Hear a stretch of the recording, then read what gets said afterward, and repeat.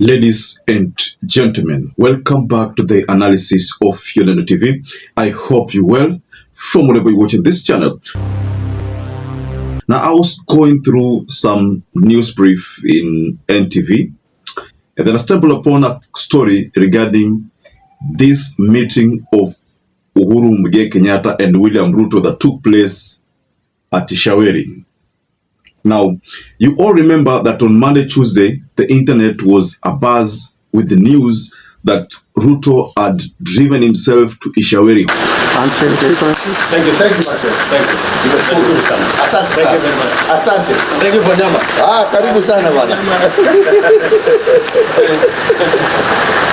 Story that is surfacing, ladies and gentlemen, because the things are now beginning to unfold. So many things have not been discussed. The story that is coming out is that during that meeting, there was a presentation of 12 goats. Also, during that meeting, it's alleged that there were other meetings which were organized, but Uhuru Muigai Kenyatta had declined. The first meeting was supposed to take place at Statehouse. Uhuru Muigai Kenyatta declined. The second story that surfaces is that there's another meeting that was organized to take place in Nairobi. Again, Uhuru's home.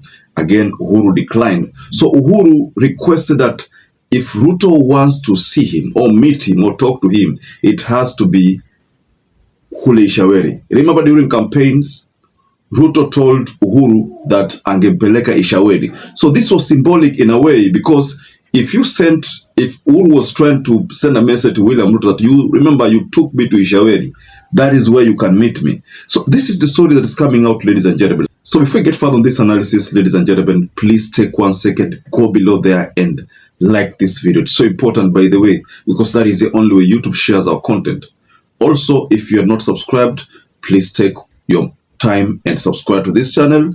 And thank you so much for all of you who have supported this channel by subscribing. Now, let's dive into this story of Uhuru and Ruto. Awali Rais William Ruto alikuwa amemwalika Uhuru katika ikulu ya Nairobi, lakini Uhuru akakataa kukutana naye huko. Baada ya hapo, upande wa Ruto ulipendekeza mkutano huo basi ufanyike nyumbani kwa Uhuru Nairobi, maarufu kama Caledonia, ila Uhuru akakataa tena na kusisitiza iwapo Ruto angetaka kumwona amtembelee Ishaweri. Something that is coming out of this discussion, ladies and gentlemen, is the issue of betrayal. The issue of mistrust. Mistrust, betrayal, that is one of the things that is coming out of this discussion. I eavesdropped in another conversation between two gentlemen. They were talking about this Uhuru-Ruto meeting and the secrecy behind that meeting and why Uhuru should not trust William Ruto. There are people who are saying that mtu anaweza kosea akasamewa. People belong in different schools of thoughts. But there is one particular group that thinks that Uhuru should not trust William Ruto. Why? Because of the story of Ruto Moi. The story of, Ruto Gachagua. The mistrust. These two stories have the mistrust, During Moi's time, Moi talked about betrayal, that Ruto betrayed him. Gachagua has been saying that Ruto betrayed him. Now, the big question is, should Uhuru trust Ruto? Because the big concern here is how Ruto will win the 2027 general election. That is the biggest concern of William Ruto right now. Let's be honest with you, ladies and gentlemen. That is why I agree with someone, who said that the only interest that Raila family, Uhuru family, Ruto family, Kibaki family have is how to protect their legacy.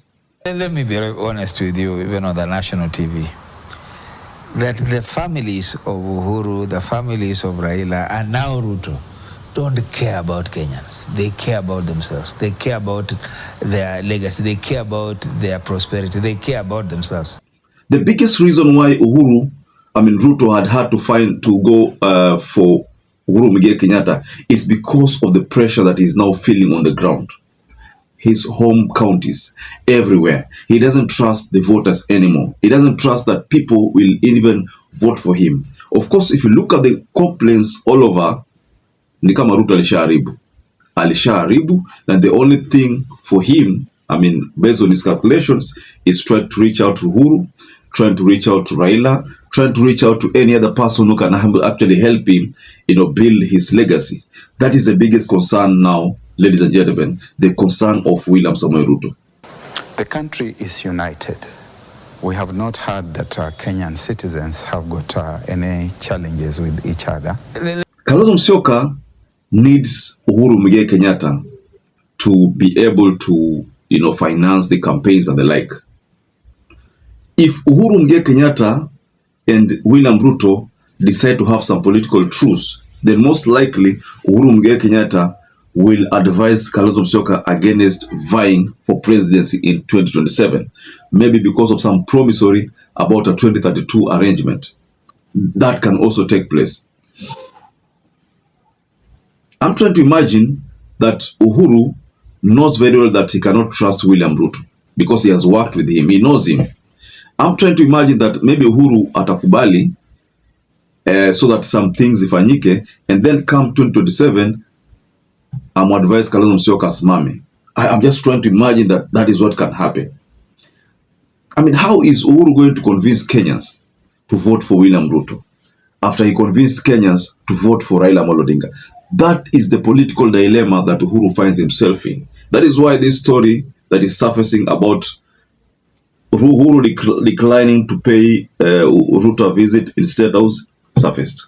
Then this other story of Uhuru declining to meet Ruto in Nairobi surfaced. Then this other story about Uhuru now telling William Ruto, you have to meet me at my home in Ishaweri because that is where you took me.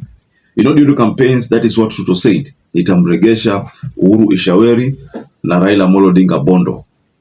So this story that is coming out has some truth in it, and partly I think I agree with the political pundits who have said that these dynasties, they only protect their legacies.